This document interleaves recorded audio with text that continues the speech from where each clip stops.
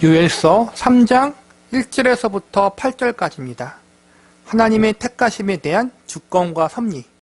오늘부터 요엘 선지서의 마지막 장인 3장에 대한 말씀을 공부하고자 합니다. 요엘서 1장은 하나님 앞에 범죄한 이스라엘 백성들을 향한 하나님의 징계와 심판의 메시지가 주된 내용이었고, 요엘서 2장은 죄를 뉘우치고 회개한 자들에게 주시는 하나님의 용서와 회복의 은혜에 대한 내용이 기록되어 있습니다. 오늘부터 배울 요엘서 3장에서는 크게 두 가지 메시지가 포함되어 있는데, 하나는 하나님의 백성들을 괴롭혔던 이방 민족들을 향한 하나님의 심판의 메시지와, 또 하나는 택하신 하나님 백성들의 완전한 회복과 구원에 대한 메시지입니다. 오늘 우리가 배울 요엘서 3장 전반부는 하나님 백성들을 괴롭혔던 이방 민족들을 향한 하나님의 심판의 메시지가 기록되어 있습니다. 성경에 보면 이방 민족을 향하여 크게 두 가지 관점을 가지고 접근하는 것을 배울 수 있습니다. 가장 먼저는 하나님을 거절하고 우상을 섬기며 하나님의 백성들을 괴롭히는 악한 세력, 궁극적으로 하나님의 심판을 받아야 할 죄악된 존재로 보고 있고, 또 하나는 그들도 결국에는 하나님의 은혜가 필요한 자들이고 회개하고 구원받아야 할 불쌍한 존재들로 보는 관점이 있습니다. 우리가 배우는 요엘서에서는 이방 민족을 향하여 주로 하나님을 거역하고 하나님 백성들을 괴롭히는 악한 세력, 영원히 멸망당함이 마땅한 존재로 그려지고 있습니다. 하나님이 이스라엘 민족이 범죄할 때마다 가장 자주 사용하신 징계가 가뭄과 기근 등과 같은 자연재해가 있고, 또 하나는 주위의 이방 민족들의 침략을 당하게 하는 것입니다. 이스라엘 민족은 사방이 다른 민족에게 둘러싸여 있는 나라였습니다. 바다 쪽에는 블레셋 민족이 있었고, 반대편인 광야의 위쪽에는 아람과 모압과 암몬 족속이, 광야 아래쪽에는 에돔과 미디안 족속이 자리 잡고 있었습니다. 역사적으로 하나님의 말씀에 순종하며 믿음으로 살아갈 때에는 이스라엘 민족을 강하게 하사 주변 이방 민족들을 물리치게 도와주셨고, 반대로 하나님 말씀을 거역하고 불순종했을 때에는 국력을 약하게 하사 다른 민족들에게 침략을 당하고 괴롭힘을 당하게 하셨습니다. 하나님은 이방 민족들을 범죄한 하나님의 백성들을 혼내는 징계의 도구로 사용하셨던 것입니다. 그런데 문제는 하나님이 허락하신 선을 넘어서 이방 민족들이 하나님 백성들을 너무 심하게 괴롭혔다는 것입니다. 하나님은 조금만 혼내도록 허락하셨는데 그들은 자신들의 이익과 쾌락을 채우기 위해서 하나님 백성들을 너무 심하게 압제했던 것입니다. 하나님 백성들이 자신들의 죄를 깨닫고 회개케 하기 위한 도구로 쓰임받은 이방 민족들이 하나님이 허락하신 선을 넘어버린 것입니다. 그래서 하나님은 선을 넘어버린 이방 민족을 심판하시겠다라고 선언하십니다. 다음 시간에도 배우겠지만 여기서 하나님의 백성과 이방 백성들을 대하시는 하나님의 차별적인 은혜가 나타납니다. 하나님 백성들에게 있어서 징계는 사랑이 전제되고 회개와 회복을 주기 위한 은혜의 심판입니다.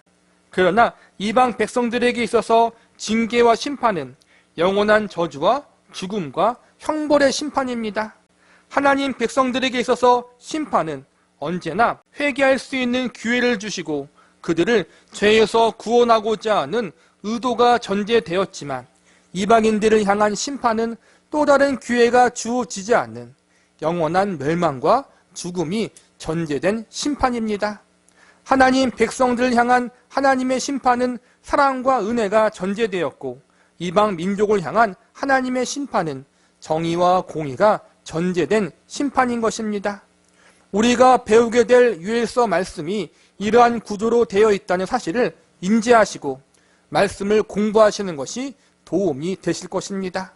우리는 오늘 이방인의 심판의 메시지를 담은 본문 말씀을 통하여 다음과 같은 사실들을 배울 수 있습니다. 첫 번째로, 하나님은 사람들 스스로가 행한 그대로 심판하신다는 것입니다. 본문 2절을 보시기 바랍니다. 내가 만국을 모아 데리고 여호사밧 골짜기에 내려가서 내 백성 곧 내 기업인 이스라엘을 위하여 거기서 그들을 심문하리니. 이는 그들이 이스라엘을 나라들 가운데 흩어버리고 나의 땅을 나누었음이며, 여기서 보니까 하나님이 만국을 모아 여호사밧 골짜기로 데리고 가서 심문하시겠다라고 나와 있습니다. 이 말씀은 두 가지 의미가 있습니다. 하나는 하나님의 백성들을 괴롭힌 이방 민족들을 하나님이 심판하시겠다라는 선언이고, 또 하나는 역사의 마지막 날 하나님이 모든 민족과 사람들을 심판하시겠다라는 예언입니다. 우리는 지금 신약 시대를 살고 있는 사람인지라 지나간 구약 시대의 역사에 대해서 아주 잘 알고 있습니다.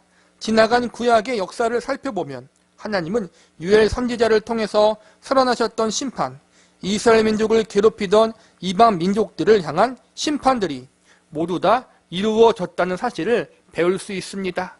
본문 4절을 보시기 바랍니다. 두로와 시돈과 블레셋 사방아, 너희가 나와 무슨 상관이 있느냐? 너희가 내게 보복하겠느냐? 만일 내게 보복하면 너희가 보복하는 것을 내가 신속히 너희 머리에 돌리리니. 4절에 나오는 두로와 시돈, 블레셋 민족은 이스라엘 백성들 근처에 살았던 민족이었습니다. 오늘 본문에서는 세 민족만 언급하고 있지만 이 민족 외에 참으로 많은 이방 민족들이 이스라엘 백성들을 괴롭혔습니다. 그래서 다른 선지서나 성경을 보면 이 세 민족 외에 다른 이방 민족을 심판하시겠다라는 예언들이 기록되어 있습니다. 오늘 본문에 기록된 이 세 민족은 하나님이 반드시 하나님 백성들을 괴롭힌 세력들을 심판하시겠다라는 단호한 의지를 보여주기 위해서 대표적으로 불려나온 이방 나라들입니다. 이들만 심판하신다는 것이 아니라 이들을 비롯해 하나님을 거역하고 하나님의 백성들을 침략했던 모든 이방 민족들을 심판하겠다라는 의지가 담겨있는 말씀인 것입니다. 실제로 구약시대에 지나간 역사를 보면 두로와 시돈, 블레셋은 모두 멸망을 당하게 됩니다. 다시는 나라를 이루지 못합니다. 오늘 본문에 나와 있지 않지만 암몬, 모압, 에돔 등과 같은 나라들도 모두 멸망을 당하게 됩니다. 그리고 가장 강력했던 나라였던 아수르 제국과 바벨론 제국 역시도 멸망을 당하여 역사의 뒤안길로 사라져 버리게 됩니다. 인간들의 눈으로 볼 때 모두 전쟁으로 인하여 다른 나라들과의 싸움으로 인해서 이방 민족들이 멸망당한 것처럼 보입니다. 그러나 성경은 그들이 가장 잘 나가고 번성하고 있을 때 그들의 멸망을 미리 예언하심으로 이 심판이 우연이나 인간적인 분쟁에 의해서가 아니라 하나님에 의해서라는 사실을 정확하게 알려주십니다. 그들이 심판받는 가장 직접적인 이유가 무엇입니까? 바로 하나님의 백성들을 괴롭혔기 때문입니다. 본문 3절을 보시기 바랍니다.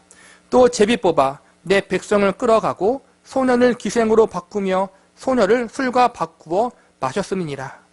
이 말씀은 왜 그들이 심판받아야 하는지를 알려주는 내용입니다.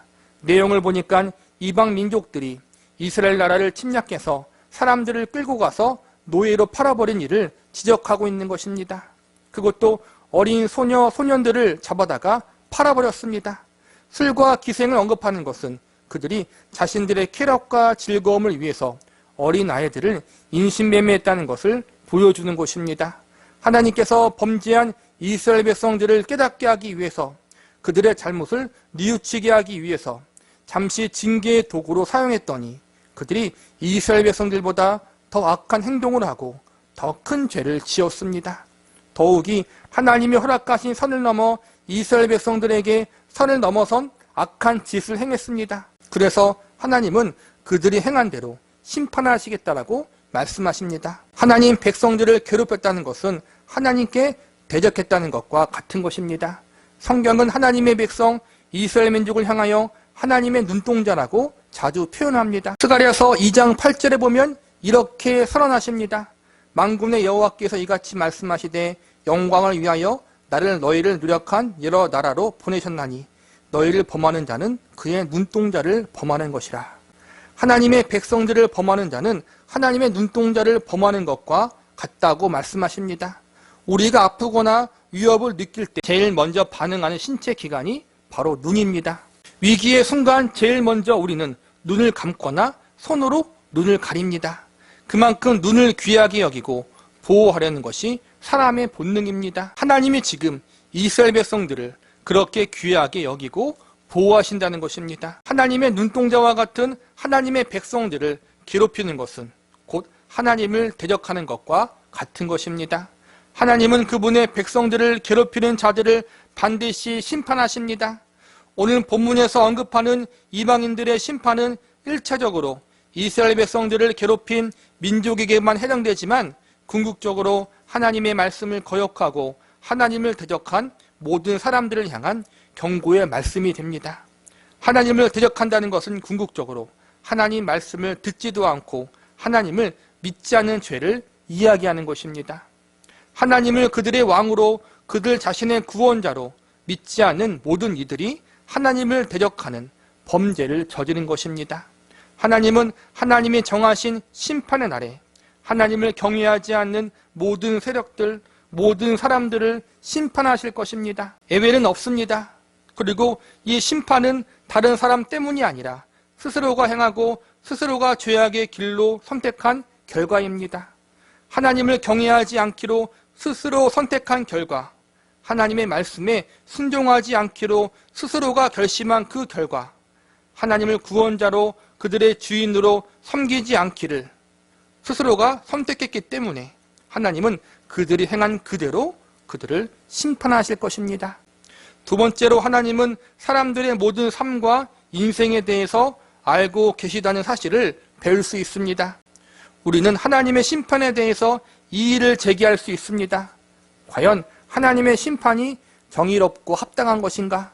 모든 사람들이 행한 그대로 심판하시는 하나님의 심판은 정당한가? 정답은 당연히 정당하고 합당한 것입니다. 왜냐하면 하나님은 모든 사람들의 삶에 대해서 그들이 행한 모든 것들을 다 알고 계시기 때문입니다. 본문 5절과 6절을 보시기 바랍니다. 곧 너희가 내 은과 금을 빼앗고 나의 진귀한 보물을 너희 신전으로 가져갔으며 또 유다 자손과 예루살렘 자손들을 헬라 족속에게 팔아서 그들의 영토에서 멀리 떠나게 하였으니라. 여기서 보면 하나님의 전에 기물들을 훔쳐간 것과 이스라엘 백성들을 포로로 끌고 간 것을 지적하고 있습니다. 이 말씀은 이방 민족이 하나님 앞에 구체적으로 어떠한 죄를 지었는지 조목조목 알려주고 있는 것입니다. 성경은 하나님께서 인간의 모든 인생들을 다 알고 계시다고 가르치고 있습니다. 시편 139편 2절에서부터 4절을 보면 이렇게 선언하고 있습니다. 주께서 내가 앉고 일어섬을 아시고 멀리서도 나의 생각을 밝히 아시오며 나의 모든 길과 내가 눕는 것을 살펴보셨으므로 나의 모든 행위를 익히 아시오니 여호와여 내 혀의 말을 알지 못하시는 것이 하나도 없으시니이다. 모든 인간의 삶이 하나님 앞에 있다는 사실을 아셔야 합니다. 하나님 앞에 우리는 아무것도 숨길 수가 없습니다. 하나님은 인간의 행동과 말뿐만 아니라 마음의 동기까지 다 알고 계시고 지켜보고 계시다고 성경은 일관되게 가르치고 있습니다. 하나님은 모든 것을 다 하실 수 있는 전능하신 분이시며 동시에 모든 것을 다 알고 계시는 전지하신 분이십니다. 그리고 장소와 시간에 구애받지 않으시는 무소부재하신 분이십니다. 그러기에 우리의 모든 삶, 모든 인생들을 다 알고 계십니다. 우리가 사는 이 세상을 보면 잘못된 재판이 있고 잘못된 판정이 있음을 발견하게 됩니다. 우리가 볼 때 이 재판의 결과가 정당하지 못하다고 여겨질 때도 있습니다. 재판장이 힘 있는 자들과 야합하기도 하고 때로는 객관적 증거들의 불충분으로 우리의 기대와는 정반대의 재판 결과가 나오기도 합니다. 그래서 우리는 억울한 일을 경험합니다. 재판 결과에 대하여 불만을 표출하기도 합니다.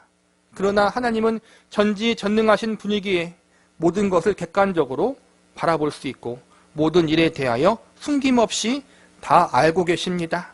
그러기에 하나님의 판결은 정확하고 한치의 오차도 없습니다. 하나님이 얼마나 정확하고 완전하신지 하나님이 지켜본 그대로 죄인들이 행한 그대로 갚아주신다고 선언하십니다. 본문 7절과 8절을 보시기 바랍니다. 보라 내가 그들을 너희가 팔아 이르게 한 곳에서 일으켜 나오게 하고 너희가 행한 것을 너희 머리에 돌려서 너희 자녀를 유다 자손의 손에 팔리니 그들은 다시 먼 나라 스바 사람에게 팔리라. 여호와께서 말씀하셨느니라. 이 말씀은 이방 민족이 하나님의 백성들을 향해 저질렀던 범죄와 온갖 만행들을 그들 자신들에게 똑같이 갚아주신다는 경고의 말씀입니다. 하나님이 그들이 행한 그대로 돌려주신다는 것입니다. 행한 그대로 갚아주신다는 것은 그들이 어떠한 일을 행했는지 모두 다 알고 계시다는 뜻입니다. 그들이 사람을 죽이고 잡아 팔았기 때문에 그들 자신도 똑같이 당하게 될 것이라고 선언하십니다. 무엇보다 하나님의 심판이 가장 합당한 이유는 그분 자신이 정의이고 가장 거룩하고 완전하신 분이기 때문입니다. 그분이 온 세상의 창조주요 주인이시기 때문에 그분의 심판은 가장 정당합니다. 사실 죄 중에 가장 큰 죄는 하나님이 모든 세상의 주인이라는 사실, 하나님이 나의 주인이라는 사실을 부정하는 것입니다. 나는 피조물이고 하나님이 창조주이시다. 하나님이 주인이고 나는 그분의 종이다. 이 사실을 잊어버리는 것에서부터 죄악이 시작되는 것입니다. 태초의 인류인 아담과 하와의 범죄가 바로 여기에서부터 시작됩니다. 선악을 알게 하는 나무의 열매를 먹지 말라고 하나님이 명령하셨습니다. 이 명령은 하나님이 주인이고 그들은 종이라는 사실을 기억하라는 것입니다. 하나님의 말씀을 듣는 것은 하나님이 그들의 창조주 되시고 주인 되심을 인정하는 것이고, 반대로 말씀을 어기는 것은 하나님이 그들의 주인 되시고 창조주 되심을 부정하는 것입니다. 결과적으로 아담과 하와는 그들이 피조물이고 종이라는 사실을 망각하고 그들 스스로가 주인 되려고 하다가 하나님 말씀을 거역하게 되는 것입니다. 인간들이 가지고 있는 죄의 뿌리는 결국 하나님의 주인 되심, 그분의 말씀, 그분의 판단, 그분의 결정이 가장 합당하다는 사실을 부정하는 것에서부터 시작됩니다. 하나님의 말씀에 이의를 제기하고 의문을 품는 것에서부터 인간의 죄가 시작되는 것입니다. 모든 것을 다 아시고 계시는 하나님은 모든 것을 주장하시고 모든 것의 주인 되시는 하나님이십니다. 그러기에 그분의 판결과 심판은 가장 합당합니다. 그리고 마지막 날 하나님은 모든 죄인들에게 가장 정의롭고 공의로운 심판을 행하실 것입니다. 지금까지 말씀을 정리하겠습니다. 본문 7절과 8절을 보시기 바랍니다. 보라, 내가 그들을 너희가 팔아 이르게 한 곳에서 일으켜 나오게 하고 너희가 행한 것을 너희 머리에 돌려서 너희 자녀를 유다 자손의 손에 팔리니 그들은 다시 먼 나라 스바 사람에게 팔리라. 여호와께서 말씀하셨느니라. 이 말씀은 하나님의 백성들이 점점 강성해지므로 하나님 백성들을 괴롭혔던 이방 민족을 이기게 될 것이라는 말씀입니다. 그래서 하나님의 백성들이 당했던 것들을 그대로 다시 돌려준다는 말씀입니다. 이 말씀의 핵심은 하나님 백성들은 심판 이후에 다시 회복되고 이방 민족들은 심판당에 영원히 끝난다는 것입니다. 오늘 본문의 시작인 1절을 보시기 바랍니다. 보라, 그날 곧 내가 유다와 예루살렘 가운데에서 사로잡힌 자를 돌아오게 할 그때. 이스라엘 역사를 살펴보면 이스라엘 민족은 아수르와 바벨론 제국에 의해서 멸망당합니다. 그리고 머나먼 이방 나라의 포로로 끌려갑니다. 멸망당한 이유는 하나님께 범죄했기 때문입니다. 그런데 하나님은 멸망당한 이스라엘 민족을 회복시켜 주시고 다시 고향 땅으로 돌아올 수 있도록 역사하십니다. 하나님의 백성인 이스라엘 민족은 참으로 많은 죄를 지었습니다. 그런데 그들의 마지막은 늘 언제나 회복입니다. 중간에 많이 혼나고 매를 맞지만 궁극적으로 이들은 회개하고 구원받게 됩니다. 그런데 이방 민족은 다릅니다. 하나님은 이방 민족이든 이스라엘 민족이든 모두에게 회개의 말씀을 선포하게 하십니다. 그리고 회개를 거절하면 하나님의 백성이든 아니든 모두 징계받게 되고 심판받게 됩니다. 여기까지의 과정은 모두 동일합니다. 죄를 지으면 회개를 촉구하시고 회개를 거부하면 심판을 받는다. 이 과정은 변함이 없습니다. 그런데 다른 것이 있으니 심판의 성격입니다. 하나님 백성들에게는 심판 이후에 언제나 회복과 구원이 약속되어 있고 이방 민족에게는 심판 이후에 그냥 끝입니다. 하나님 백성들에게는 사랑과 은혜가 전제된 징계가 내려지지만 이방 민족에게는 그냥 하나님의 정의와 공의를 실행하기 위한 엄중한 징계가 임하게 됩니다. 여기서 우리는 하나님의 차별적인 은혜를 발견할 수 있습니다. 우리는 흔히 하나님의 은혜와 사랑은 차별이 없다고 이야기합니다.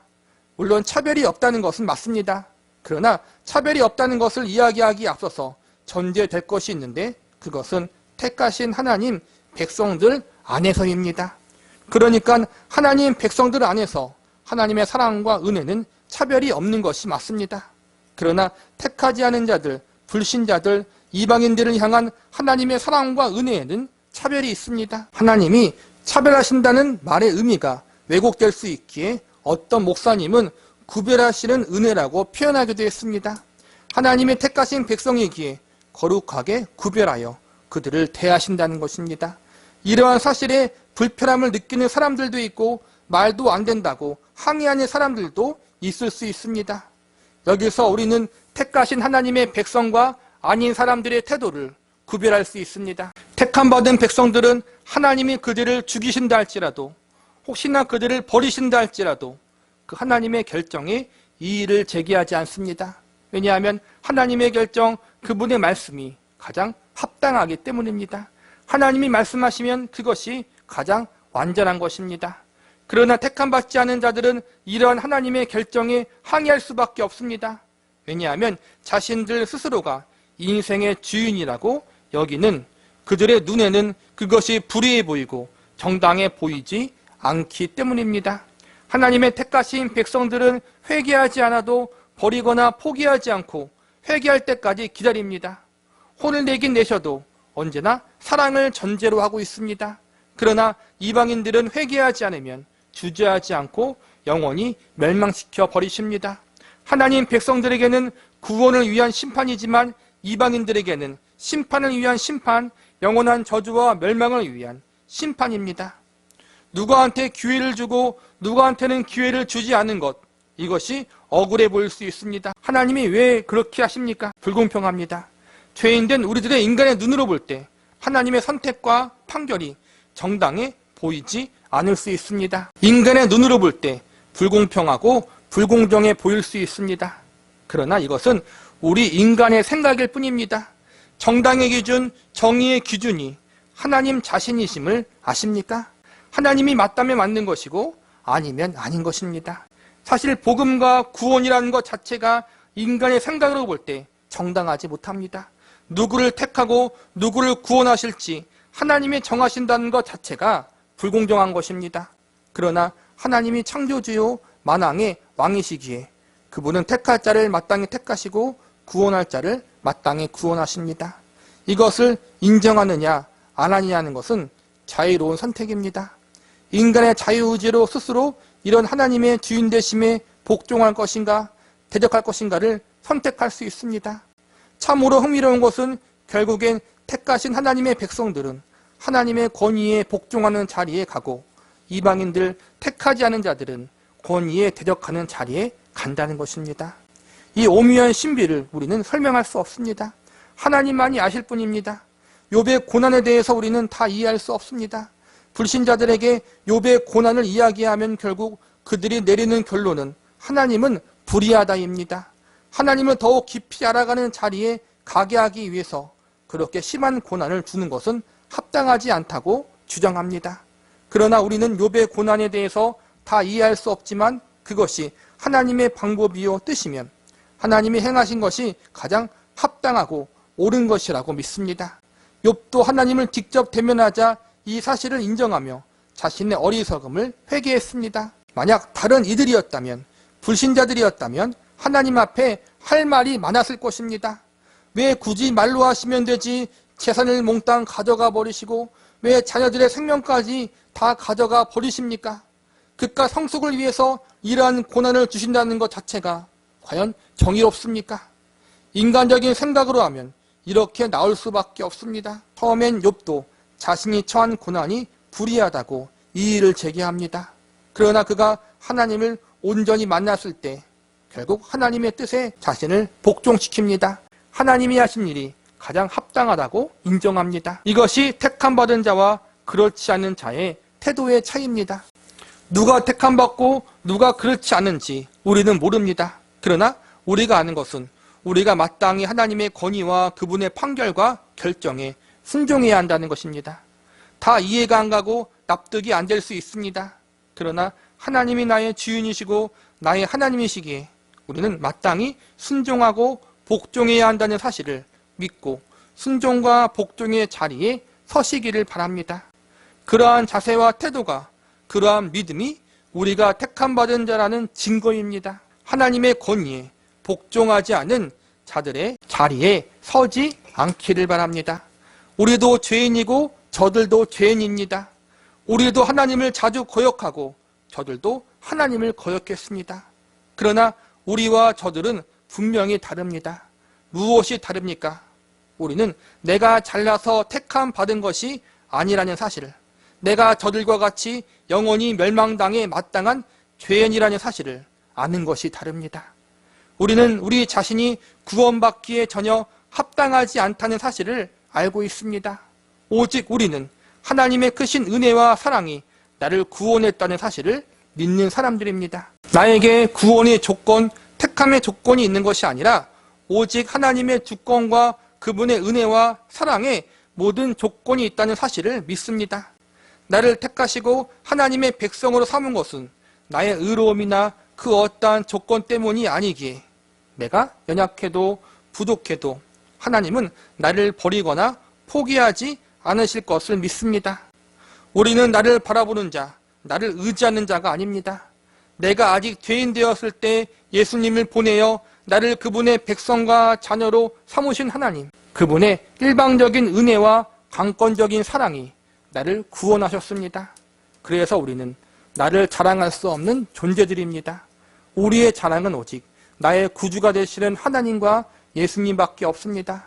우리의 신앙의 헌신과 희생과 열심의 모든 원동력은 나에게 있지 않고 나를 은혜로 구원하신 하나님의 사랑에 근거로 하고 있습니다. 우리의 감사의 이유는 나의 의사와 상관없이 일방적으로 나를 구원해 주신 하나님의 은혜 때문입니다. 나에게 의견을 묻지 않으시고 강권적으로 나를 택하사 나를 그분의 양자로 삼으신 하나님의 사랑, 다른 이들에게 그들이 행한 대로 철저하게 심판하시는데 나에게 내가 행한 대로가 아닌 예수님이 행하신 대로 그분의 대속의 은혜로 대해주시는 하나님. 그래서 내가 아직 죄악의 자리에 있어도 나를 포기하지 않으시는 그분의 열심, 이 모든 것이 하나님을 찬양하고 노래하는 이유입니다. 유엘서 말씀을 통해서 저와 여러분을 향한 이러한 하나님의 크신 사랑, 지극히 큰 은혜를 발견할 수 있는 저와 여러분이 되시기를 간절히 바랍니다. 요엘 2장 16절에서부터 21절까지입니다. 요엘 선지서에서 가장 자주 등장하는 표현 중 하나가 바로 여호와의 날이라는 말입니다. 요엘서뿐만 아니라 구약 성경에 보면 여호와의 날에 대한 말씀들이 지속적으로 나오는 것을 발견할 수 있습니다. 요엘서를 비롯해 성경에서 등장하는 여호와의 날은 크게 두 가지 의미를 가지고 있습니다. 하나는 하나님을 거역하고 범죄하는 세력들에 대한 현재적 심판이 있다는 사실을 알려줍니다. 우리가 요엘서를 배우면서 이스라엘 백성들과 이방 민족들의 범죄에 대해서 하나님이 반드시 그들이 행한 대로 심판하시겠다는 의지를 보여주신 것을 발견합니다. 하나님은 인간의 역사 가운데 죄악으로 물든 나라와 민족, 사회와 공동체를 심판하시는 일을 항상 행하셨습니다. 이스라엘 민족이 비록 하나님의 백성들이었지만 그들이 회개하지 않고 죄악의 길로 걸어가면 하나님은 어김없이 그들을 심판하셨고 이방 민족들 역시도 그들이 행한 악한 일에 대하여 철저한 심판을 진행하셨습니다. 한 시대의 가장 강력한 나라로 여겨졌던 아수르 제국과 바벨론 제국도 하나님의 심판의 손길을 피하지 못했습니다. 수세기 동안 세계를 지배했던 페르시아와 로마 제국도 하나님의 심판으로 인해 역사의 뒤안길로 사라져갔습니다. 영원할 것 같았던 강대국들과 수많은 민족들이 찬란하게 빛나던 무수한 강대국들이 하나님을 대적하고 죄악의 길로 걸어갔던 결과 결국은 하나님의 심판을 받고 아침 안개와 같이 모두 멸망을 당하고 말았습니다. 성경에서 가르치는 여호와의 날은 이처럼 인간이 숨을 쉬고 살아가는 역사의 한가운데 하나님이 심판을 행하신다는 사실을 우리에게 알려주고 있는 것입니다. 여호와의 날이 가지고 있는 또 하나의 의미는 역사의 마지막 날에 최후 심판이 있다는 사실을 가르쳐 주고 있습니다. 최후 심판을 이야기할 때 우리는 개인적인 종말과 우주적인 종말을 이야기할 수 있습니다. 우리가 이 땅에 살면서 가장 억울한 일 중 하나는 죄인들의 삶이 평안해 보이고 의인들의 삶이 고통스럽게 보일 때입니다. 악인들이 성공과 번영을 누리고 의인들이 실패와 가난을 겪는 모습을 볼 때 우리는 세상이 참으로 불공평하다고 느낍니다. 하나님이 이 땅에서 죄인들에 대한 심판을 행하실 때가 있지만 때때로는 그 심판이 현재라는 시간 속에 모두 다 이루어지지 않는 것처럼 보일 때가 있습니다. 악인들이 이 땅에서 잘 먹고 잘 살다가 장수하는 모습까지도 목격할 때가 있습니다. 그러나 우리는 모든 이들에게 죽음이라는 사건이 반드시 찾아온다는 사실을 알고 있습니다. 이 땅에서 숨을 쉬고 살아가는 동안 온전히 정의롭고 공의로운 심판이 이루어지지 않는 것처럼 보일 때도 있지만 하나님은 개인의 종말 죽음을 통해서 반드시 죄에 합당한 형벌을 진행하십니다. 그리고 인류 역사의 마지막 날 우주적 종말을 통해서 모든 사람과 모든 피조 세계에 대한 하나님의 완전하신 정의와 공의의 심판을 행하실 것입니다. 유한한 인간의 눈으로 볼 때 악인들에 대한 심판이 더딘 것 같고 피조물인 우리의 시각으로 볼 때 죄인들이 더 잘 사는 것 같지만 하나님은 반드시 개인의 종말인 죽음을 통해서 그리고 인류 역사의 마지막 때인 우주적 종말을 통하여 각자 모든 인간들이 행한 대로 가장 정의롭고 가장 공의로운 심판을 행하실 것입니다. 우리는 오늘 본문의 말씀을 통해서 여호와의 날이 임한다는 메시지 속에 들어있는 구체적 교훈과 의미에 대해서 살펴보는 시간을 가져보도록 하겠습니다. 여호와의 날이 임한다는 말씀을 통해서 첫 번째로 모든 사람의 심판자는 궁극적으로 하나님이심을 배울 수 있어야 합니다. 유엘서를 공부하면서 이스라엘 민족이 범죄할 때 하나님은 자연 세계를 움직이셔서 메뚜기 떼의 재해와 가뭄과 기근의 징계를 당하게 하셨음을 배웠습니다. 또한 다른 이방 민족을 움직이셔서 이스라엘 백성들을 괴롭히게 하셨다는 것을 배웠습니다. 사람의 눈으로 볼 때 이 모든 것이 우연히 이루어진 것 같아 보이지만 그 속을 들여다보면 하나님에 의해서 이 모든 것이 철저하게 계획되고 진행된 일임을 알 수 있습니다. 하나님은 선지자를 통해서 또한 이미 기록된 말씀을 통해서 하나님의 백성들이 범죄하게 되면 어떻게 되는지를 미리 선언케 하심으로 그들이 경험하는 고난들이 모두 하나님의 계획과 주도 아래 일어난 일임을 분명히 알려주십니다. 이 고난과 환난이 이 고통과 아픔이 그냥 우연히 일어나거나 인간의 계획으로 발생한 일이 아니라 전능하신 하나님의 주권 아래 정확한 의도와 목적을 가지고 일어난 일임을 성경과 유엘서는 분명히 말해주고 있습니다. 이스라엘 민족뿐만 아니라 다른 이방 민족들도 동일합니다. 하나님은 이방 민족이 최고의 번성기를 누리고 있을 때 그들의 멸망을 선포하게 하십니다. 그리고 그 멸망의 이유가 하나님께 범죄했기 때문이고 그래서 하나님이 그들을 심판하실 것이라고 알려주십니다. 한 나라와 민족이 한 사회가 번영할 때에는 아무도 그 나라와 민족의 멸망을 생각하지 않습니다. 그러나 하나님은 그들이 가장 잘 나갈 때 그들의 멸망과 끝을 예언하십니다. 그리고 시간이 흘러 역사의 어느 날 그 번영했던 나라와 민족이 멸망당할 때 그때 이 일이 우연이나 인간의 의지로 일어난 일이 아니라 아주 오래전부터 하나님의 계획과 주권 아래 시작된 일임을 모든 사람에게 알려주십니다. 이 심판이 하나님께로부터 나왔다는 사실을 분명히 알려주십니다. 본문 12절을 보시기 바랍니다. 민족들은 일어나서 여호사밧 골짜기로 올라올지어다. 내가 거기 앉아서 사면의 민족들을 다 심판하리로다. 여기서 보면 심판의 장소가 여호사밧 골짜기로 나옵니다. 여호사밧은 남유다 왕국의 네 번째 왕으로 믿음의 왕이었습니다. 여호사밧이 남유다 왕국을 다스릴 때 주변에 이방 민족들이 연합하여 남유다 왕국을 침략합니다. 적들의 숫자가 너무 많아서 유다 왕국이 멸망당할 위기에 처하게 됩니다. 그런데 그때 하나님의 주권적인 간섭하심과 능력으로 단번에 그 많은 이방 민족의 병사들을 진멸하여 버리십니다.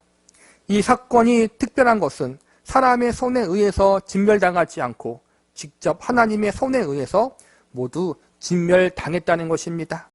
이스라엘 역사를 볼 때 이스라엘 민족을 쳐들어오는 이방 민족을 하나님은 여러 번 막아주십니다. 어떤 때는 이스라엘 백성들의 손을 통해서 전쟁에 이기게 하시고 어떤 때는 다른 민족의 손을 빌려 전쟁에 이기게 하셨습니다. 어떤 때는 적국 간에서 갈등이 생겨 서로 싸우다가 진멸당하게 만들기도 했습니다. 그런데 여호사밧 왕 때의 전쟁은 전적인 하나님의 손에 의하여 이방 민족이 진멸당했습니다. 사람의 손을 전혀 빌리지 않으셨습니다. 역사의 마지막 날에 일어날 최후 심판도 이와 같을 것입니다. 사람의 손이나 자연재해 등을 통해서가 아니라 하나님이 직접 모든 민족을 심판하실 것입니다.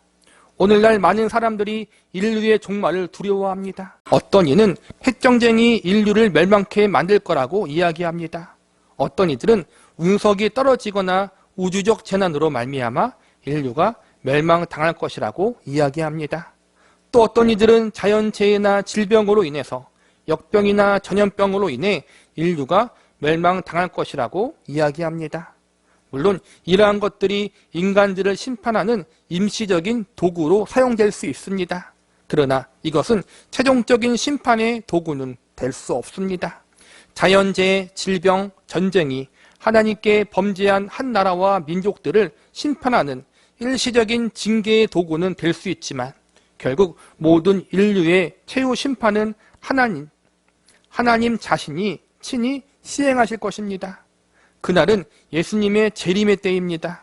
창조주 하나님, 역사의 주관자이신 하나님이 예수님을 재림의 주로 다시 이 땅에 보내셔서 온 세상을 심판하게 하실 것입니다. 그때는 살아있는 자만이 아니라 이미 죽은 자들을 향해서도 그들이 행한 대로 완전한 심판이 이루어질 것입니다. 여호와의 날이 임한다. 이 말씀 속에 우리는 하나님이 친히 모든 인류를 심판하신다는 사실을 배울 수 있어야 합니다. 하나님이 하실 것입니다. 하나님이 친히 모든 것을 심판하신다는 사실을 기억하면서 우리는 하나님 앞에 믿음으로 인생을 살아갈 수 있는 사람들이 되어야 합니다. 두 번째로 여호와의 날이 임한다는 말씀을 통해서 우리는 하나님의 심판이 어떤 이들에게는 두려움이 되고 어떤 이들에게는 소망이 된다는 사실을 배울 수 있습니다. 심판이란 어떤 일에 대한 판결을 내리는 것입니다. 어떤 문제와 관련된 일이나 사람에 대해서 잘잘못을 가리는 일이 바로 심판입니다. 하나님의 심판은 크게 역사의 흐름 가운데 받는 심판이 있고 역사의 마지막 날에 받는 최후 심판이 있습니다. 본문 19절을 보시기 바랍니다. 그러나 애굽은 황무지가 되겠고 에돔은 황무한 들이 되리니 이는 그들이 유다 자손에게 포악을 행하여 무지한 피를 그 땅에 흘렸음이니라. 여기서는 이스라엘 백성들, 하나님의 백성들을 괴롭혔던 애굽과 에돔 민족이 하나님 앞에 심판을 받게 될 것이라고 선언하고 있습니다. 이 부분은 역사 가운데 일어난 한시적 심판을 언급하고 있습니다. 19절에서는 이방 민족이 겪게 될 심판을 이야기하고 있지만 한 발 더 나아가 역사의 마지막 날에 최후 심판이 반드시 있을 것을 미리 알려주고 있습니다. 지나간 역사 가운데 있었던 심판은 앞으로 미래에 다가올 최후 심판에 대한 그림자라고 할 수 있습니다. 과거 하나님을 거역했던 결과 심판을 받았던 것처럼 미래의 어느 날 하나님이 정하신 날에 반드시 과거에 임했던 심판보다 더 엄중한 심판이 임하게 될 것이다. 이러한 사실을 알려주는 역할을 하는 것입니다. 본문 15절을 보시기 바랍니다. 해와 달이 캄캄하며 별들이 그 빛을 거두도다. 해와 달이 캄캄하며 별들이 빛을 잇는다는 것은 우주적인 종말을 가져오는 최후 심판이 반드시 온다는 사실을 알려주고 있는 것입니다. 그날에 하나님은 모든 인류를 심판하실 것입니다. 아무도 이 심판을 피할 수 없습니다. 그런데 여기서 하나님의 심판을 소망 가운데 기다릴 수 있는 존재들이 있습니다. 모든 이들이 하나님의 최후 심판을 두려워하고 있는 가운데 그 심판을 두려워하지 않고 기쁨과 즐거움 가운데 이 날이 임하기를 기대하고 고대하는 사람들이 있습니다. 그 사람들이 바로 하나님의 백성들입니다. 하나님의 백성들이 하나님의 최후 심판의 날을 두려워하지 않고 소망 중에 기다릴 수 있는 이유가 무엇 때문입니까? 그 이유는 하나님의 최후 심판의 날이 이 세상 사람들에게는 영원한 형벌과 죽음을 의미하지만 하나님 백성들에게는 구원과 회복의 날이 되기 때문입니다. 본문 16절과 17절을 보시기 바랍니다. 여호와께서 시온에서 부르짖고 예루살렘에서 목소리를 내시리니 하늘과 땅이 진동하리로다.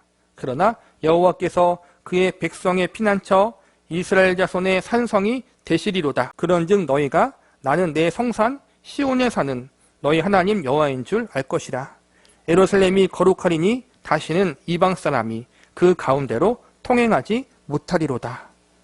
여기서 보면 하나님 백성들과 이방 민족이 서로 대조를 이루고 있습니다. 하나님의 심판이 임하는 날 하늘과 땅이 진동하게 되는데 이때 하나님의 백성들에게 하나님 자신이 친히 피난처와 산성이 되신다고 말씀하고 있습니다. 하나님의 심판의 때에 하나님께서 그분의 백성들이 상하지 않도록 보호하시고 지키신다는 것입니다. 그러나 이방 민족은 어떻게 됩니까? 거룩한 예루살렘 성, 즉 하나님의 성에 발도 못 붙이게 하신다고 나와 있습니다.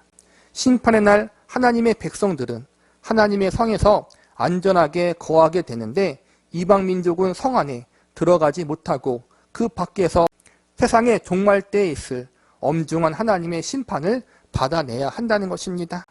거룩하신 하나님의 완전한 심판 앞에 서면 그 어떠한 사람도 의롭다 할 수 없습니다. 아무도 하나님의 완전하신 심판을 피할 수가 없다는 것입니다. 모두가 그들이 행한 대로 정죄받아야 하고 형벌을 받아야 합니다. 그것이 하나님의 정의와 공의입니다. 그런데 이 정의와 공의의 심판을 피할 수 있는 유일한 길이 있습니다. 그것은 바로 하나님이 예비하신 구원의 산성으로 피하는 것입니다. 이 산성 안에 들어가면 그 어떠한 죄인이라도 정죄함을 당하지 않게 됩니다. 성경은 그 구원의 산성을 예수 그리스도라고 우리에게 가르치고 있습니다. 특정한 장소나 특별한 종교적인 열심이 심판을 면하게 하는 것이 아닙니다. 구약에서 도피성으로 죄인들이 들어가면 살 수 있었듯이 예수 그리스도 안에 우리가 들어가면 정죄와 심판을 받지 않고 살 수가 있는 것입니다. 예수 그리스도 안에 있는 우리를 하나님은 정의와 공의로 심판하지 않으시고 은혜와 사랑으로 심판하십니다. 본문 18절을 보시기 바랍니다. 그날의 산들이 단 포도주를 떨어뜨릴 것이며 작은 산들이 젖을 흘릴 것이며 유다 모든 시내가 물을 흘릴 것이며 여호와의 성전에서 샘이 흘러나와 시딤 골짜기에 되리라. 18절의 내용은 회복에 대한 말씀입니다. 그날은 여호와의 날, 심판의 날입니다. 모든 이들이 두려워하는 심판의 날, 오직 하나님 백성들만이 기뻐할 수 있습니다. 왜냐하면 그날은 그들의 구원의 날이고 회복의 날이기 때문입니다. 하나님이 정하신 마지막 날, 모든 나라와 열방이 창조주 하나님, 완전히 정의롭고 공의로운 하나님 앞에 심판을 받게 될 것입니다. 아무도 이 심판에서 예외가 없습니다. 그러나 예수 그리스도 안에 있는 하나님의 백성들에게는 사랑과 은혜의 심판이 있을 것입니다. 반대로 예수 그리스도 밖에 있는 자들에게는 철저한 정죄함의 심판이 있을 것입니다. 하나님 백성들에게는 예수님이 행하신 일을 근거로 판단받게 될 것이고 불신자들에게는 그들이 행한 그대로 심판을 받게 될 것입니다. 이것이 성경이 가르치는 여호와의 날, 심판의 날에 담긴 의미입니다. 말씀을 마무리하겠습니다. 오늘 말씀의 결론은 최후 심판의 날은 반드시 있고 그날에 하나님이 온 인류를 심판하신다는 것입니다. 하나님의 심판을 피할 수 있는 사람은 아무도 없습니다. 인간들은 마지막 날 완전하신 하나님 앞에 그들이 행한 대로 그들이 쌓아둔 죄악에 대한 철저한 심판을 받게 될 것입니다. 모든 이들이 이 심판의 날을 두려워할 것이고 이 심판이 임하는 것을 무서워할 것입니다. 그러나 오직 하나님의 백성들만은 기뻐하고 즐거워할 것입니다. 그날은 하나님 안에 있는 자들에게는 구원의 날이고 회복의 날이기 때문입니다. 믿는 자들은 그러므로 하나님의 심판을 두려워할 필요가 없습니다. 이단들이나 잘못된 교회들의 특징을 보면 종말의 날에 대해서 사람들에게 공포감을 심어줍니다. 그렇게 믿어서 천국 갈 수 있겠어. 그렇게 신앙생활에서 종말의 날에 검진받을 수 있겠어. 이렇게 공포감을 심어주고 헌신과 희생을 강요합니다. 제가 늘상 말하는 것이지만 우리가 가지고 있는 그 어떠한 신앙과 믿음과 행위도 우리를 하나님의 심판에서 우리 자신을 구원할 수 없습니다. 우리가 하나님 앞에 아무리 잘해도 그 잘함이 나를 구원하게 하는 근거가 되지 못합니다. 우리의 희생과 열심과 헌신이 우리를 구원해 주는 것이 아닙니다. 우리의 구원의 근거는 오직 예수 그리스도의 대속의 은혜와 공로뿐입니다. 그러니 우리가 완전하지 못하고 부족해도 괜찮습니다. 우리가 이 복음의 진리를 안다면 종말의 날, 심판의 날을 두려워할 필요가 전혀 없습니다. 못해도 우리는 하나님의 자녀이고 부족해도 여전히 우리는 하나님의 백성들입니다. 우리의 구원과 신분이 저와 여러분의 잘잘못에 달려있지 않다는 성경의 가르침을 잊지 마시기 바랍니다. 탕자가 집으로 돌아올 때 분명 부끄러웠을 것입니다. 우리도 부족하여 연약한 부분이 분명히 있기 때문에 하나님의 백성과 자녀로서 합당하지 못했던 부분들이 삶 속에 분명히 존재했었기 때문에 부끄러운 부분, 죄송스러운 부분이 있을 것입니다. 그러나 탕자는 자신의 부끄러움에도 불구하고 그를 넉넉히 받아주실 아버지의 집으로 갔습니다. 우리도 마찬가지입니다. 우리가 잘났기 때문에, 의롭기 때문에 우리를 받아주시는 것이 아닙니다. 성경은 분명히 우리가 아직 죄인 되었을 때 우리를 하나님이 받아주셨다고 가르치고 있습니다. 그러므로 그날을 두려워하거나 공포스럽게 생각하지 마십시오. 그날은 우리의 아버지이신 하나님을 만나는 날이고 우리의 주님이신 예수님의 얼굴과 우리의 얼굴을 맞대고 보는 날이 될 것입니다. 다시는 눈물과 사망이 없는 영생 복락이 있는 그곳에서 우리 주님과 영원히 함께 살게 될 것입니다. 그러나 이 날을 맞이하기 위해서 우리가 지나가야 할 여정들이 많이 남아 있습니다. 우리는 그날을 맞이하기 전 인생 속에서 많은 난관들과 과제들을 거쳐 지나가야 합니다. 때론 지금의 이스라엘 백성들처럼 하나님 앞에 범죄하여 사랑의 징계를 맞을 수 있습니다. 하나님이 보시기에 합당하지 않는 우리의 연약한 모습 때문에 우리를 온전케 하시는 하나님의 만지심의 손길을 경험할 수도 있습니다.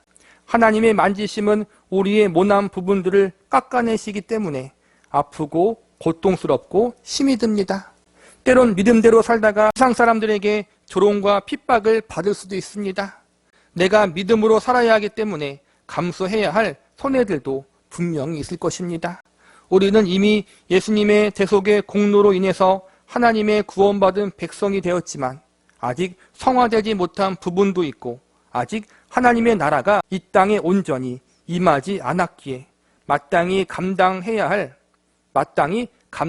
할 고난들이 있음을 알아야 합니다. 그래서 이 길은 쉽지 않습니다. 수많은 유혹과 난간들이 그 길을 방해하고 우리를 흔들어 놓기 위해 여기저기 진을 치고 있습니다. 그러나 우리는 이 길을 반드시 가야 하고 끝까지 가야 합니다. 고난의 눈물 골짜기를 우리는 계속해서 걸어가야 합니다. 이미 시작된 이 믿음의 길, 순례의 길을 도중에 멈추거나 뒤돌아가면 안 됩니다. 우리가 혼자 이 길을 간다면 이 길이 너무 험하기 때문에 길을 잃을 수도 있고 중간에 포기할 수 있습니다. 그러나 감사하게 이 길은 혼자가 아니라 주님과 함께 가는 길입니다. 우리의 주님은 성경 말씀을 통해서 이 눈물의 골짜기를 함께 걸어가신다고 약속하고 계십니다. 이 험한 신앙의 길을 앞장서서 친히 인도하신다고 말씀하십니다. 내가 넘어지면 주님이 업어서라도 끝까지 이 길을 완주할 수 있도록 하시겠다라고 선언하십니다. 이 길을 가는 여정 가운데 넘어질 수 있고 실패를 경험할 수 있습니다. 그러나 우리의 넘어짐과 실패조차도 우리를 향한 하나님의 사랑을 막을 수 없습니다. 넘어졌다고 실패했다고 너무 낙심하지 마시기 바랍니다. 하나님이 우리를 넘어진 그 자리에서 다시 일으켜 세우실 것입니다. 실패한 그 자리에서 다시 기회를 주실 것입니다. 비록 쉽지 않겠지만 우리 주님이 계시기에 우리는 소망을 품고 능히 이 길을 걸어갈 수 있습니다. 지금 우리에게 주어진 인생이 우리에게는 순례의 길입니다. 지금 우리가 경험하는 고난들이 우리에게는 눈물의 골짜기입니다. 어떤 이들은 이 길을 너무나도 쉽게 가는 것 같고 좌로나 우로나 마구 치우치며 제 멋대로 걸어가는 것 같습니다. 나만 힘들게 이 길을 가는 것 같아 낙심할 때가 있습니다. 그러나 하나님의 날에 하나님이 이 모든 것들을 가장 정의롭게 심판하실 것입니다. 그러니 우리는 우리의 갈 길을 믿음으로 묵묵히 가면 됩니다. 다른 사람들과 나를 비교하거나 그들을 부러워할 필요가 전혀 없습니다. 하나님이 우리의 마음을 아시고 우리의 눈물을 다 보고 계십니다. 이 길의 끝에는 하나님이 예비하신 천국의 본향이 기다리고 있습니다. 그 천국의 본향에 영원히 거할 것을 기대하면서 우리의 모든 눈물과 한숨을 다 갚아주실 그날을 소망하며 끝까지 우리에게 주어진 인생의 길을 믿음으로 걸어갈 수 있기를 바랍니다. 하나님을 끝까지 바라보고 의지하며 우리에게 주어진 이 믿음의 길, 신앙의 여정을 주님과 함께 끝까지 잘 완주할 수 있는 은혜가 저와 여러분에게 있기를 기도합니다. 요엘서 3장 20절에서부터 21절까지입니다. 요엘서에 나타난 하나님. 오늘은 요엘서 강해 설교를 하는 마지막 시간입니다. 내용이 어렵고 문장 역시 딱딱한 부분이 많아 말씀을 공부하는데 쉽지 않았을 것입니다. 비록 요엘서 말씀이 어렵고 딱딱한 부분이 많았지만 그럼에도 불구하고 성경책에 기록된 말씀이고 동시에 여호와의 날과 성령 강림이라는 성경의 중요한 애영과 메시지를 담고 있기에 반드시 깊게 공부해야 할 말씀입니다. 혼자서 공부하기 쉽지 않았던 말씀이기에 이번 기회를 통해 성경 말씀을 이해하는 안목과 폭을 넓힐 수 있는 귀한 시간이 되었기를 바랍니다.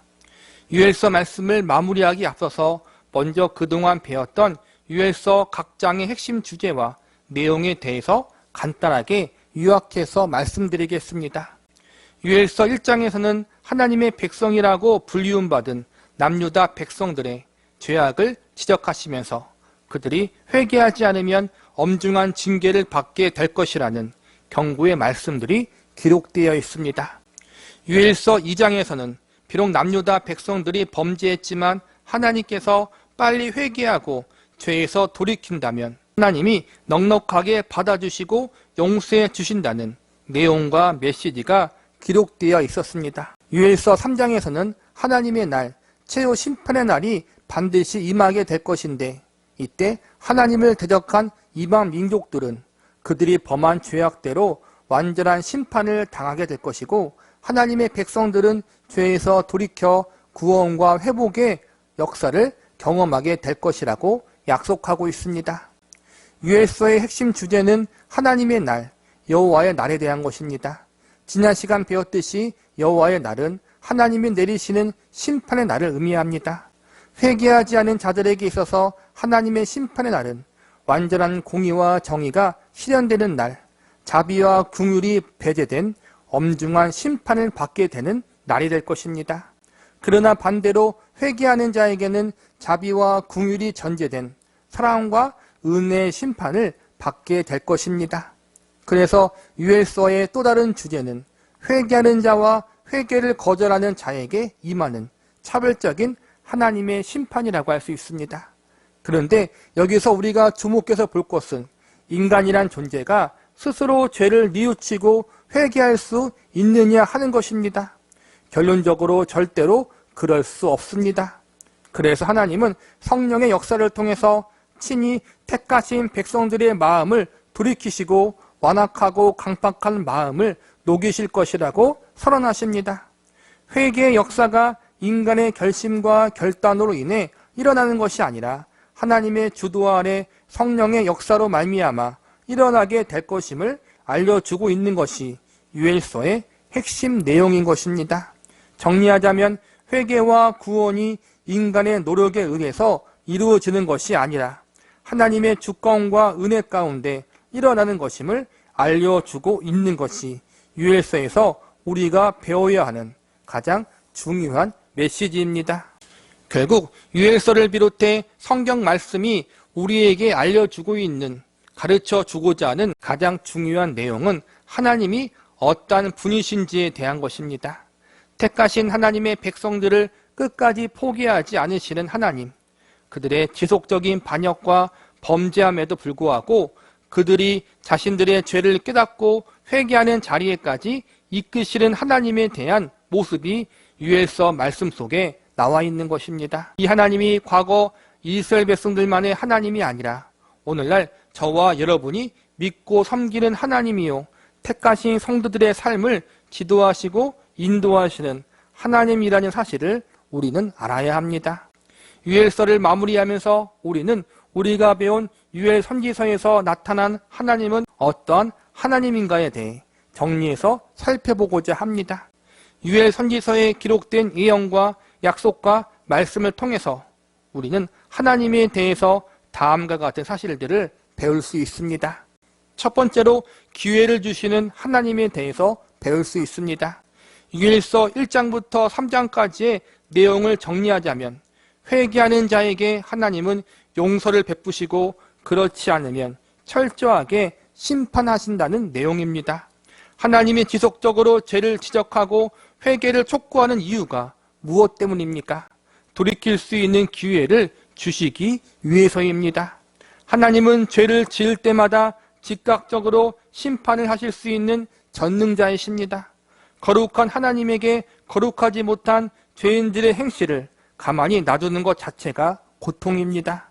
원래 인간을 창조하실 때 하나님의 영이신 성령님은 인간과 함께하였습니다.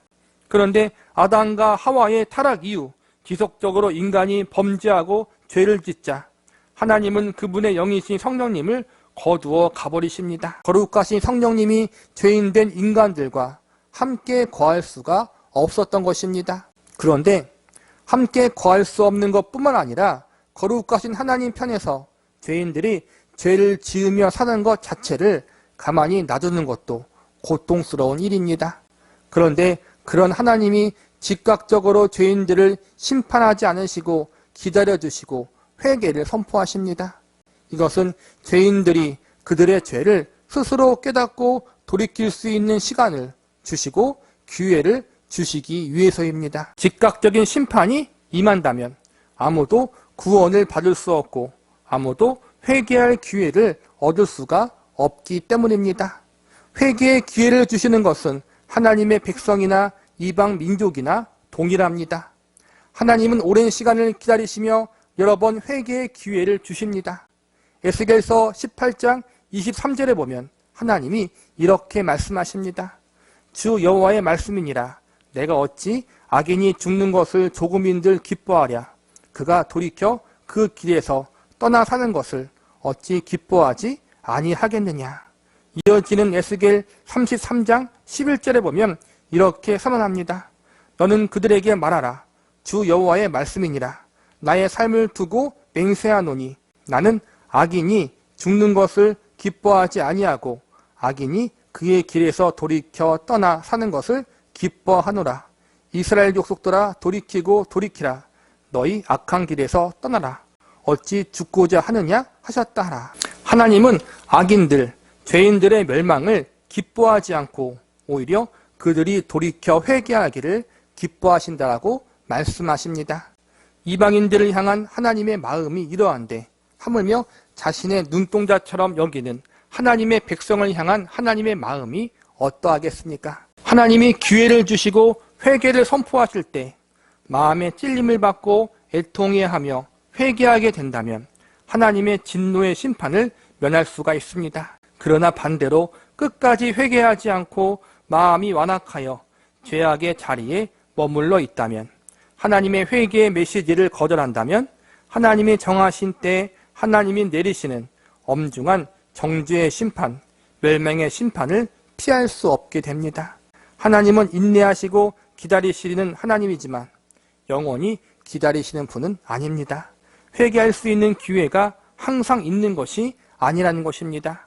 그래서 신약 성경인 고린도후서 6장 1절과 2절에서 이렇게 선포합니다. 우리가 하나님과 함께 일하는 자로서 너희를 권하노니 하나님의 은혜를 헛되이 받지 말라. 이르시되 내가 은혜 베풀 때 너에게 듣고 구원의 날에 너를 도왔다 하셨으니 보라 지금은 은혜 받을 만한 때요 보라 지금은 구원의 날이로다. 여기서 보면 하나님의 은혜를 헛되이 받지 말라고 권면하고 있습니다. 지금이 하나님이 은혜를 베푸시는 날이고 구원의 은혜를 받을 수 있는 날이니 이 기회를 헛되이 버리지 말라는 것입니다. 하나님이 봐주실 때, 하나님이 시간을 주실 때, 하나님이 회개하라고 하실 때, 그때가 바로 기회의 때요, 아직 돌이킬 수 있는 은혜의 시간입니다. 하나님이 기회를 주실 때 우리는 돌이켜야 하는 것입니다. 두 번째로 심판의 주관자이신 하나님에 대해서 배울 수 있습니다. 성경은 하나님에 대해서 소개할 때 노하기를 더디하시고 자비로우시며 은혜가 풍성한 하나님이라고 자주 소개합니다. 그래서 거룩한 하나님은 죄인들을 마땅히 즉각적으로 심판하셔야 마땅함에도 불구하고 오래 참으시고 그들이 회개하여 돌아오기를 기다려 주십니다. 이것이 바로 죄인들에게 주시는 하나님의 은혜입니다. 그러나 하나님은 영원히 기다리지 않으십니다. 하나님이 기다려 주시는 때, 은혜를 베풀어 주시는 때는 마지막이 있고 끝이 있습니다. 만약 그 은혜의 때를 거절하고 돌이킬 수 있는 기회를 외면한다면 어떻게 되겠습니까? 전도서 12장 14절에 보니까 이렇게 가르치고 있습니다. 하나님은 모든 행위와 모든 은밀한 일을 선악간에 심판하시리라. 우리가 행한 모든 행위들, 아무도 모를 것이라고 여겼던 은밀한 것들까지도 모두 심판을 받게 될 것이라고 나와 있습니다. 본문 12절을 보시기 바랍니다. 민족들은 일어나서 여호사밧 골짜기로 올라올지어다. 내가 거기에 앉아서 사면의 민족들을 다 심판하리로다. 동일한 가르침을 고린도후서 5장 10절에서는 이렇게 선언하고 있습니다. 우리가 다 반드시 그리스도의 심판대 앞에 나타나게 되어 각각 선악간에 그 몸으로 행한 것을 따라 받으려 함이라. 구약의 전도서가 가르치고 있는 심판은 개인적인 종말, 인간의 죽음에 의한 종말을 이야기하고 있는 것입니다. 그리고 신약의 고린도후서가 가르치고 있는 심판은 인류 마지막 날에 있을 우주적인 종말, 예수님이 재림하심으로 세상이 끝나는 날에 있을 최후적인 심판을 이야기하고 있는 것입니다. 개인적인 종말이든 우주적인 종말이든 우리는 언젠가 반드시 하나님 앞에 예수님의 심판대 앞에 서게 될 것입니다. 여기서 아무도 자유로울 수 없습니다. 우리를 창조하신 하나님께서, 우리의 주인 되시는 하나님께서 우리가 하나님의 창조함을 받는 존재답게 살았는가? 하나님이 우리의 주인 되시는 삶을 살았는가? 하나님의 구주 되심을 인정하는 삶을 살았는가? 하나님의 말씀 앞에 합당한 인생을 살았는가? 이 모든 것들을 판단하시고 심판하실 것입니다. 하나님은 창조주일 뿐만 아니라 역사의 주관자요, 동시에 심판과 구원의 하나님이십니다. 우리는 두 가지 양극단을 조심해야 합니다.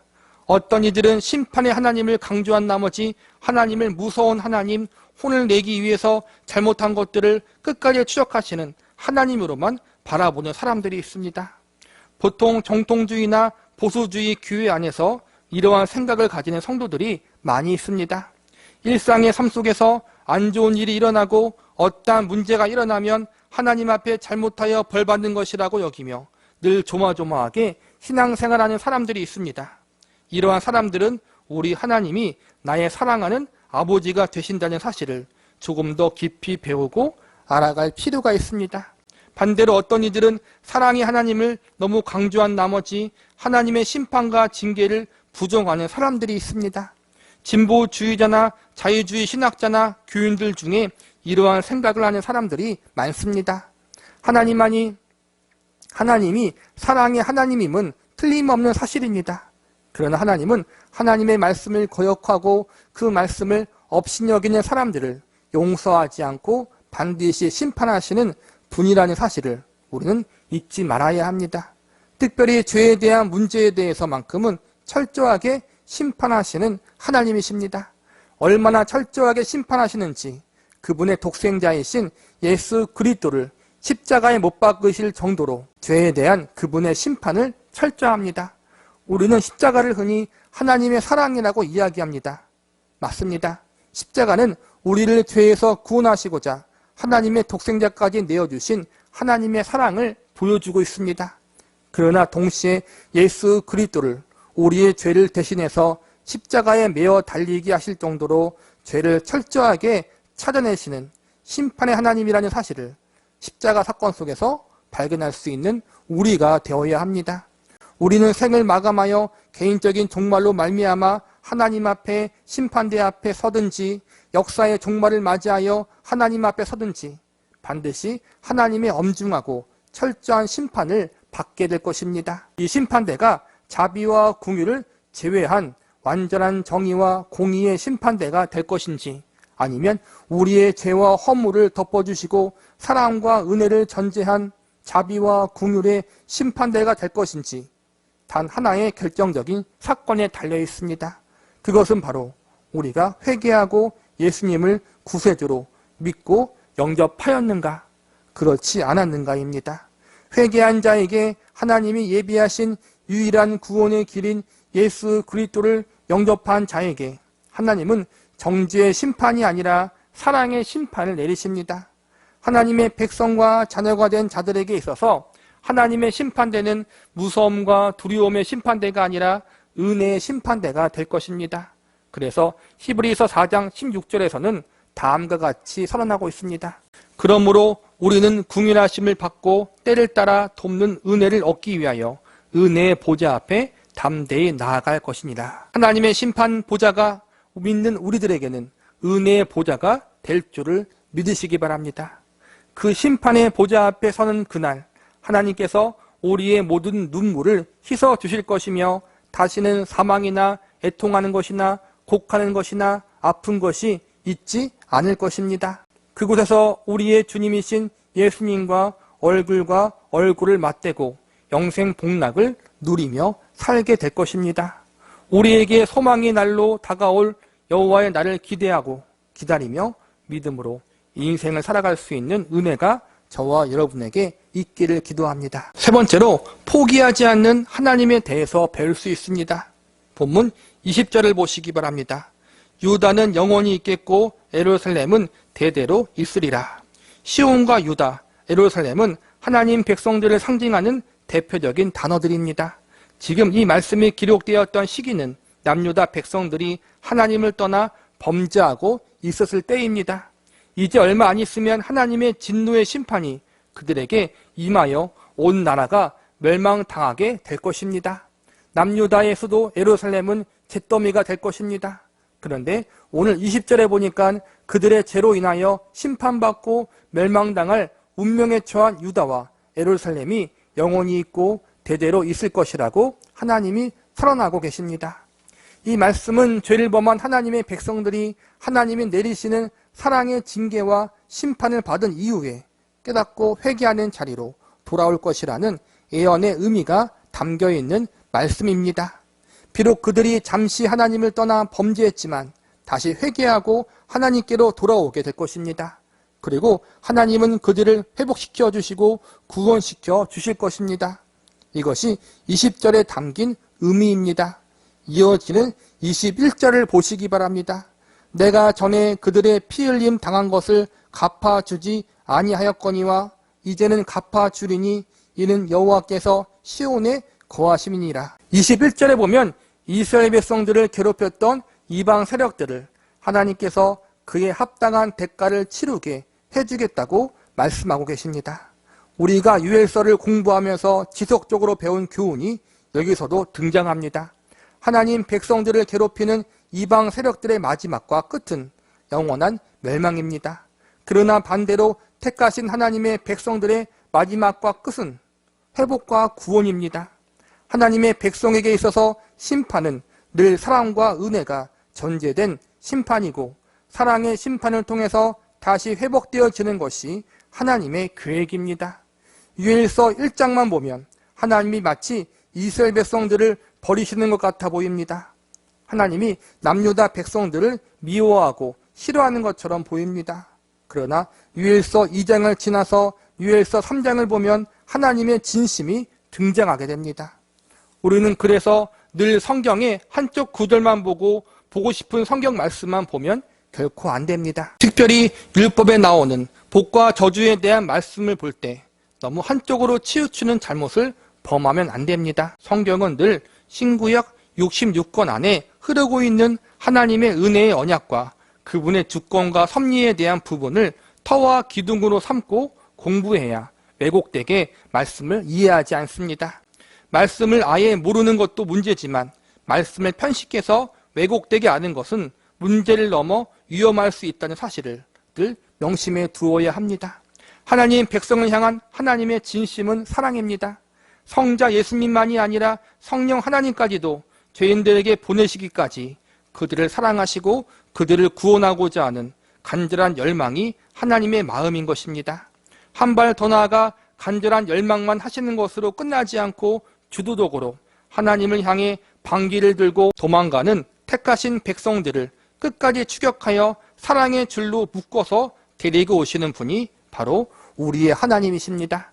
예수 그리스도를 십자가에 내어주신 것은 이제 예수님의 생명과 우리를 동일하게 보시고 절대로 버리거나 포기하지 않겠다는 하나님의 단호한 결심이라는 사실을 우리는 알아야 합니다. 성령 하나님을 우리에게 보내사 우리 안에 거하게 하신 것은 우리의 평생 동안의 삶을 매일매일 간섭하셔서 우리가 마침내 하나님 앞에 두 손 두 발 들고 항복하는 자리에까지 가게 하시겠다는 하나님의 굳은 의지와 결단이라는 사실을 우리는 알아야 합니다.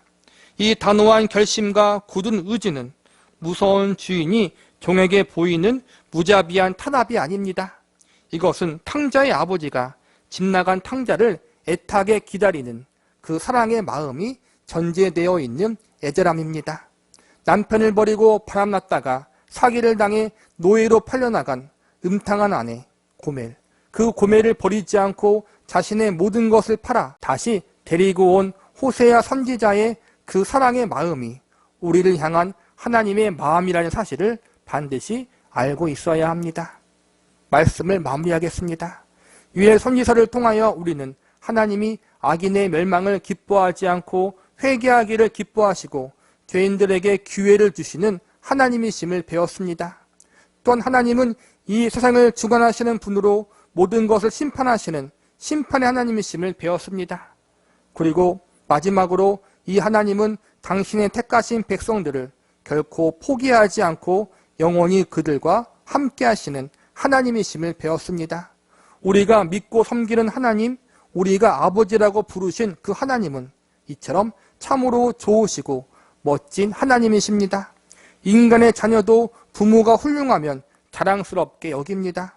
하물며 우리는 창조주 하나님이 우리의 아버지이신데 어떻게 해야겠습니까? 우리를 향한 영원한 사랑을 약속하신 그 하나님이 우리의 아버지라는 사실에 자부심을 가질 수 있어야 합니다.